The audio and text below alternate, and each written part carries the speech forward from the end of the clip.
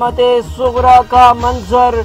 वज़ीर आला उस्मान बुज़दार तंजीमी मीटिंग में मसरूफ हैं। अपनी व्यूअर्स को मरी से अब तक की ताज़ा तरीन सूरत हाल के हवाले से आगाह करते चले।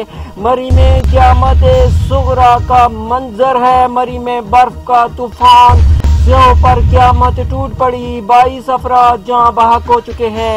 इंतजामिया की गाड़ियों के अंदर भी स्यों की मौत की तस्दीक। मर्दान ताजा ग्राम के 4 नौजवान रिश्तेदार भी इस हादसे में जहाँ बहक हो चुके हैं। 18 घंटों से बर्फ में फंसा थाना कोहिसार का ASI नवीद 4 बच्चों समेत जहाँ बहक हो गया। हुकूमत सेहत को फरोग देना चाहती है, लेकिन स्यों के लिए हिफाजती इक़दाम कौन उठाएगा? पेश की इतला पर इंतजामिया सोई रही। इलाकों ने सवाल खड़े कर दिए। मरी में क़यामत सुगरा बर्पा हो चुकी। वज़ीर आला उस्मान बुज़दार तंजीमी मीटिंग में मसरूफ हैं।